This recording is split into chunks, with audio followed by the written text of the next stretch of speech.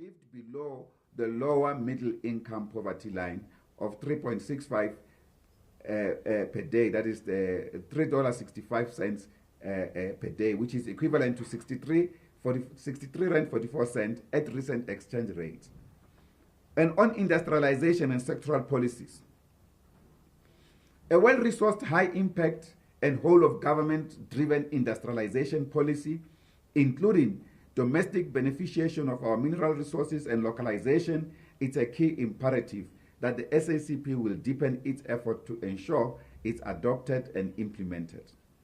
Sectoral support policies must be directed towards securing sustainable livelihoods and radically raising the levels of food production to ensure national food sovereignty.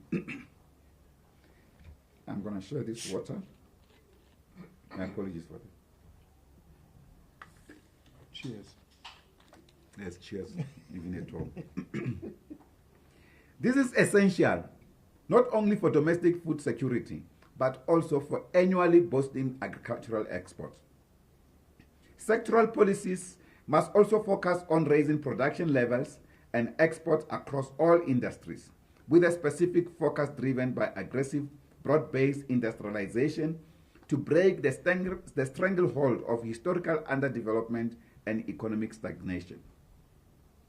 Through developmental sectoral policies, the government must take decisive action to lower the exorbitant cost of communication and transportation.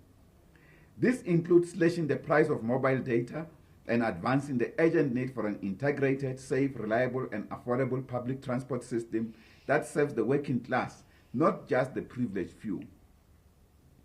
For too long, industrial policy measures and the funding necessary for industrialization have been sabotaged by fiscal consolidation, austerity, or budget cuts.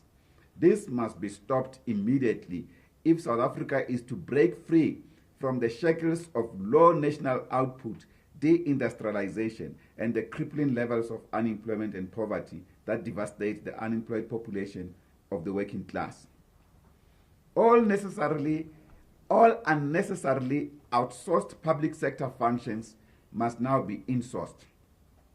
The remainder of the state's procurement of goods and services must be uncompromising in promoting localization and developing domestic production capacity. Expanding skills development across all sectors of the economy remains very critical. The government must also rapidly scale up the post-school education and training sector, including through consideration to establish new technical and vocational education and training colleges and additional universities to meet the needs of an industrialized economy. Scaling up investment in the economy and turning around state-owned enterprises. Public development finance institutions such as the Industrial Development Corporation, Public Investment Corporation, and the Development Bank of Southern Africa must strengthen their role in driving industrialization and supporting investment in state-led infrastructure development. These institutions should strive to build a leading role in the state in building a powerful state-directed economy that can challenge the dominance of private monopoly capital and demonopolize monopoly or oligopoly-dominated sectors of our economy. State-owned enterprises, including those in the financial sector, such as the Land Bank, must be turned around and thrive. The state must actively drive the growth of the public economy, ensuring it not only survives but thrives through robust expansion and diversification. The public economy must advance to become a key force in transforming South Africa's economic landscape, unlocking opportunities that serve the people as a whole, the majority being the working class. On financial sector transformation, to drive the turnaround and expansion of the public economic sector, the government must, with equal importance, prioritize the immediate implementation of the financial sector transformation as an apex medium-term development plan priority, including the commitments adopted by all alliance partners in the May 2024 election manifesto, namely building a state banking sector through the creation of development and sectoral banks, among others, focusing on supporting industrialization. Establishing a public retail banking system to meet the people's financial service needs, empowering provinces to create state-owned provincial banks, supporting the growth of cooperative banks, including ensuring that they gain affordable access to the national payment system, finalizing the establishment of a public sovereign wealth fund and build it to serve as a key source of funding for transformation and development goals, introducing prescribed assets to direct increased investments into industrialization, infrastructure development, and particularly development of our rural communities. Adequately recapitalizing public development finance institutions to ensure they thrive and support transformation and development efforts. The implementation of this and other commitments in the progressive thrust of the manifesto cannot depend solely on the government. Consistent working class mobilization is therefore essential, both in securing implementation and in combating capitulation or reformism. On positive impact of radical policy change, a modeling by the Applied Development Research Solutions, ADRS, on some of the measures we outlined, plus others at significant levels of macroeconomic policy support and change, underlined a radical reduction of unemployment and poverty by 2030. The real problem now, despite the availability of this modeling, in addition to the constraint associated with the persistent legacy of colonialism and apartheid, the impact of the multiple global capitalist crises, and the recent history of corporate and mafia state capture, is the government's choice of austerity, hidden behind or executed under the euphemism of fiscal consolidation. To confront the problems, the SACP will combine mobilizing and developing technical capacity with advancing sustained mobilization, building maximum working class unity, and working with other progressive forces. In particular, forging a popular left front and building a powerful socialist movement of the workers and poor. On fighting gender-based violence, the Central Committee strongly condemned the brutality of rape across the country and the extortion called protection from rape demanded by rape gangs from targeted victims, particularly in Mtegezweni area in the Eastern Cape. We call on the law enforcement authorities to leave no stone unturned in hunting down and bringing the perpetrators to book. The SACP has directed its structures in the Eastern Cape and across the country to strengthen consistent community mobilization efforts and technical capacity building to complement the law enforcement authorities in clamping down on the sexual assault and other forms of gender-based violence, including femicide. This must be intensified now ahead of the 16 days of activism against gender-based violence from 25 November to 10 December 2024 and sustained beyond this period. Equally, the Central Committee reaffirmed the SACP's Red October message by strongly condemning the recent criminal massacres in the Eastern Cape, which claimed 18 lives in Lusikisiki. Some of the people were buried from yesterday. This attack reflects a broader crisis of lawlessness, with communities terrorized by drug networks, construction mafias, extortion gangs, and other criminal syndicates. Decisive action by law enforcement authorities and consistent societal mobilization are essential, leaving no stone unturned as part of an integrated effort required, simultaneously increasing our total productive forces as rapidly as possible to resolve the unemployment, poverty, inequality, and social reproduction crisis of capitalism. On international solidarity and the struggle against imperialism, the SACP stands firmly with the people of Palestine in their just struggle for their fundamental right to national self-determination and against the genocides, other human rights violations, and occupation of their land by the apartheid Israeli settler regime, which the Central Committee strongly condemned. Israel must end its occupation of Palestine unconditionally and immediately, and it must end the war in the Middle East. The leaders of apartheid Israeli settler regime must be held accountable for all the genocide and other human rights violations they have committed against the Palestinian people, as well as the blatant disregard for the rulings of the International Court of Justice. We reiterate our unequivocal condemnation of the imperialist United States-backed Israeli settler regime for the systemic genocide, ongoing Palestinian human rights violations, and illegal occupation of Palestinian land, depriving Palestinian people of their statehood.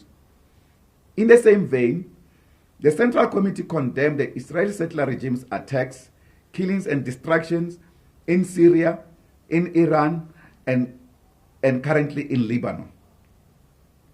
We pledge solidarity with the entire axis of resistance against Zionism and apartheid Israeli settler regime in the Middle East. We stand with the people equally of Western Sahara in their just struggle against occupation by the imperialist-backed Morocco government. The Central Committee welcomed the ANC statement reaffirming its solidarity with the people of Western Sahara and calling to order its International Relations Subcommittee Chairperson, Obed Bapela, regarding his utterances on Morocco and Western Sahara. I think he's deputy to Comrade the DSG. The Central Committee reiterated the SACP's condemnation of the imperialist regime of France for its unlawful recognition of Morocco's so-called sovereignty over Western Sahara. We welcome the recent European Court of Justice ruling that the European Commission breached the right of people in Western Sahara to self-determination by concluding trade deals with Morocco on fish, agricultural and other products from Western Sahara through Morocco. We reiterate our revolutionary solidarity equally with the people of Swaziland and in their just struggle for democracy, and call for the unconditional unbanning of all political parties, the release of political prisoners, and the safe return of political exiles.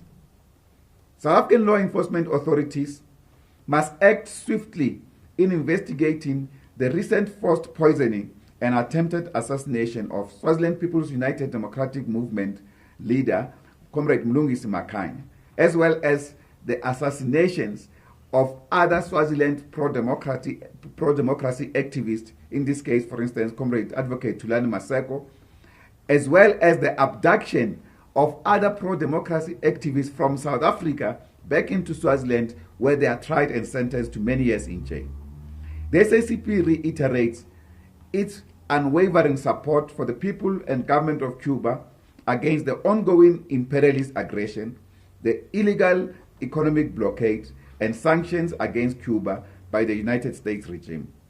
We reiterate our call for an end to every aspect of the imperialist aggression and blockade to end unconditionally and with immediate effect.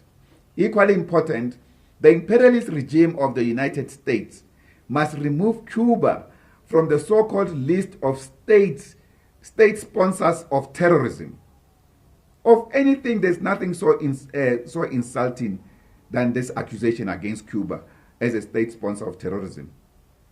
In the same vein, the Central Committee reaffirmed its unwavering solidarity with the people and democratically elected government of Venezuela under President Nicolas Maduro.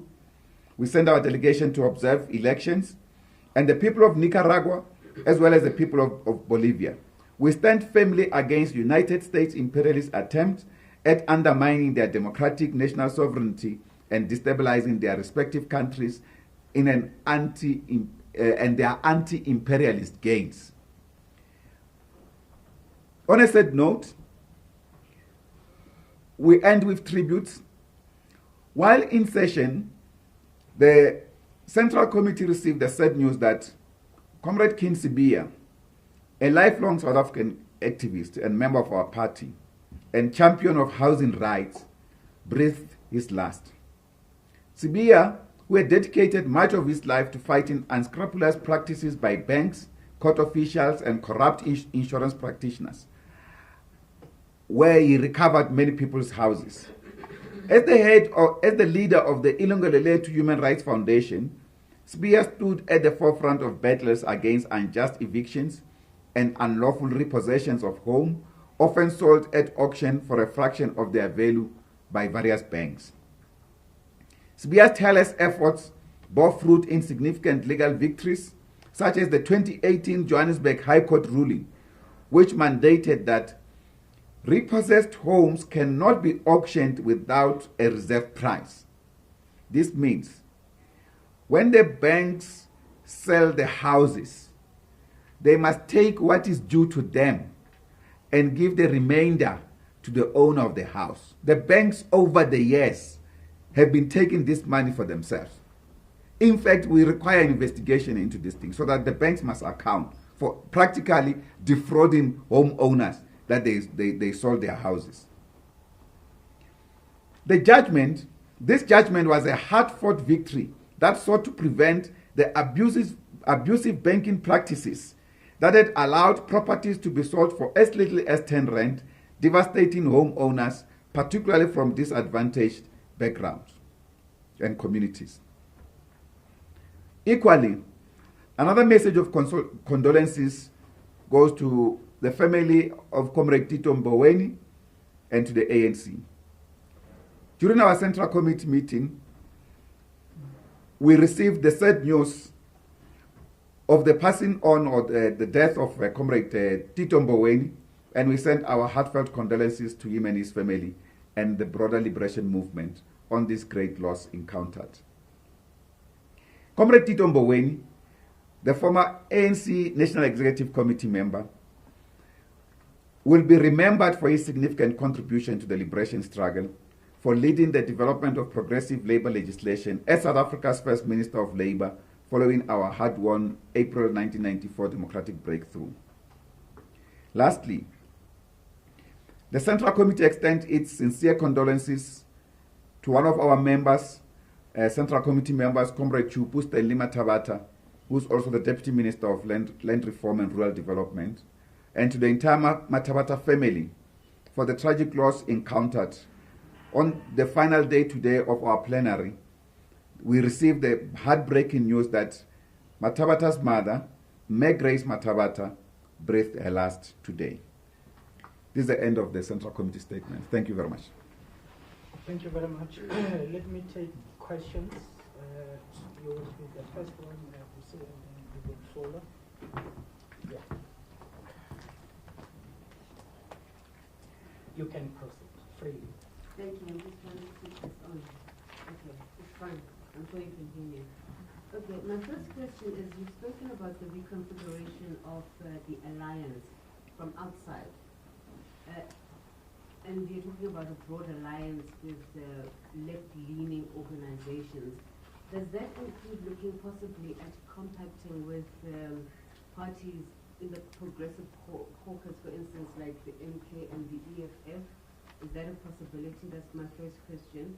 My second one is that, am I correct in my understanding that you're saying that the ANC under President Cyril Ramaphosa is right-wing? And if that is the case, by implication, it would take a kind of austerity stance towards government spending. So your suggestion that you want state-led investment, expansion of public employment, the BIG to be instituted, how is that going to happen if you actually understand that you're actually dealing with a right-wing government? That's the second one. My third one is, have you been invited to attend the ANC's 100 days in the GNU celebrations tomorrow at Luthuli House? Will you be honoring that particular invitation? My last one is, you have spoken about Mr. Tito Mboweni, but how do you see his legacy from a working class and poor people of South Africa perspective in terms of him as the Reserve Bank and the Finance Minister of South Africa?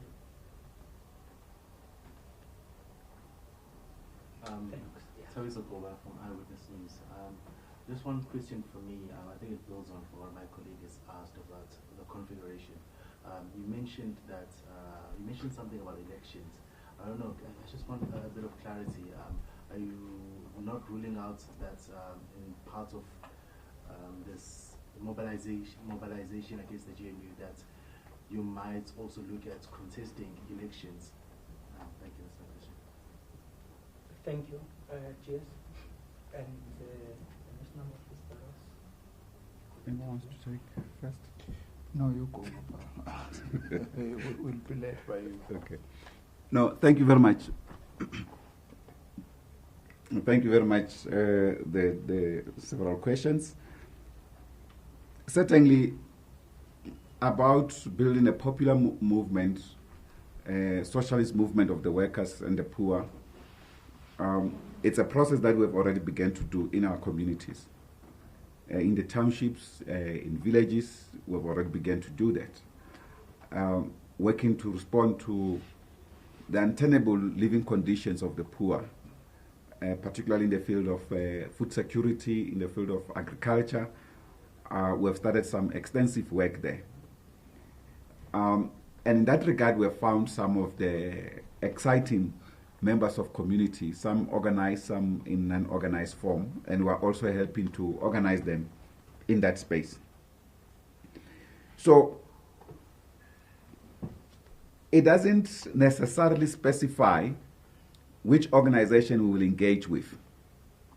I can say, yes, in the context of a general anti-austerity movement, we will work with all forces that will fight neoliberalism, for instance, and budget cuts that are denying our people basic services and even economic development. So in that regard, we don't necessarily rule out what kind of organization in a particular community our comrades will work with. As per the particular members that we have, organization that we have mentioned, we have not had engagements with them. When we were negotiating the possibility of a minority government option, we had felt we could engage with the EFF, and we started the process of engagement in that regard. But as you know, the minority government didn't happen, and we also discussed a wide range of other issues in that regard. But it was in the context of establishing a new government so that we don't have to work with the neoliberal forces of the DA and the Freedom Front. And we also, in that space, by the way, indicated that we also did not want to work with forces of state capture that may be represented by the MK party. So going forward, we'll engage things on the basis of programmatic issues on the ground. The reconfiguration of the alliance, the alliance reconfiguration process has taken too long, and it has led us to this trap where we are as a movement. The arrogance sometimes of certain leaders, particularly in the ANC, who act on our behalf without us. That kind of an approach, our Central Committee was very clear, should no longer be accepted. Of course, in the context of engagements that have taken place, you know that in 2019, the entire Alliance Political Council, that included some of the leadership of the current leadership of the ANC in the top 7, adopted a framework of a reconfigured alliance document, a joint document. But last year, the ANC developed their own document. And taking us back and even expressing things that we did not necessarily say as a Communist Party. For instance, that reconfiguration will liquidate the African National Congress. Completely irrelevant to that particular process. That process seeks to strengthen the capacity of the revolutionary forces headed by the African National Congress. On the 100 days of the GNU celebrations tomorrow, we have rejected the invitation. We will not be going. Albeit it's been laced together with thanking the people who voted for the African National Congress, for which we were in the campaign. It feels sad, but we will not be going as a Communist Party.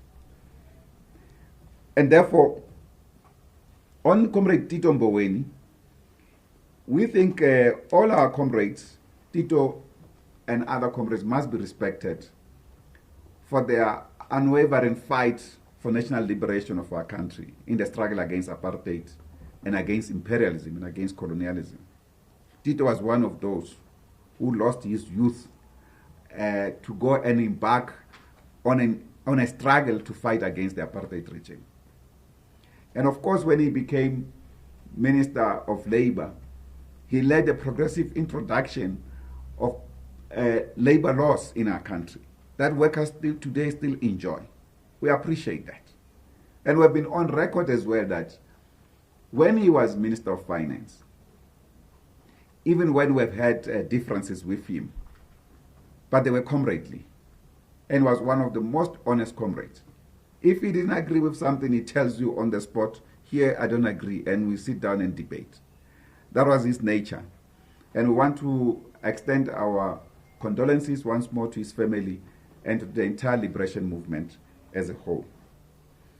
The issue regarding that aspect on the participation in the elections, we have never ruled this option out. It has always been there. As you know, in our last augmented central committee last year around April, we took a decision that given the counter-revolutionary threat posed to the national democratic revolution to our movement, the counter-revolutionary threat largely coming from international capital, working with monopoly capital here in South Africa, and which we expressed clearly of the capitalist forces that have funded other parties and created even new parties just so that they can contest the African National Congress. And the IEC political party funding of this year's last third and fourth quarter gives you full indication of who funded who in the political space to actually oppose the liberation movement. To that extent, we took a position that we will still be with the African National Congress in this campaign, the 2024 general elections. That's what happened. But we are still engaging in this process as the Communist Party going forward. On the question around why do we believe that, how do we believe that the left-leaning policies are going to be implemented successfully by the GNU, we want to say categorically clear that we believe that the GNU arrangement has minimized the capacity of the state to be able to implement policy, the left-leaning policies. But well, the ANC believe that it can. So what we're doing ourselves now, we're saying we will have to force the ANC to ensure that it happens as it promises. But we don't believe that the whole limitations, the limitations there are actually hamstringing it from doing so. And that's why we're feeling that the best way that they should have taken a left-leaning position, taking a minority governance, government with some national unity features. That would have assisted them to be free in terms of implementing left-leaning policies that will allow them to move a little bit faster than the 30 years that we've been in. Thanks. Thank you very much. Do we have follow-ups? In the absence of follow-ups and noting the pressure to file and write, may you allow me to close the session? Agreed, colleagues? Thank you so much. And to file well. So there is, I hope. No, thank you very much, guys. Thank you. Siyabona bhuti. Ake ngirashe man. All right, Yeah, ima ngilokhuza ngihlangane nabo abanye izolo.